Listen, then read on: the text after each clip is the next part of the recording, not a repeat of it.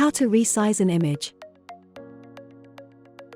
Step 1. You can resize any image once you have it placed into the image holder on your page. Click the image you want to resize, and handles will appear in the corners. You can use these handles to scale the image size up or down, whilst still keeping the aspect ratio of the image intact.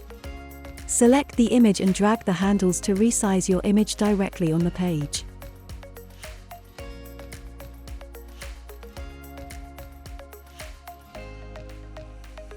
Step 2. You can also select multiple images together, and then apply the same process to resize your images on the page. As before, to select multiple items, use the Shift key on your keyboard and the left mouse button. Once all images have been selected, you can then resize them all together at once. Use the handles that will appear at the edges of the selected items to do this.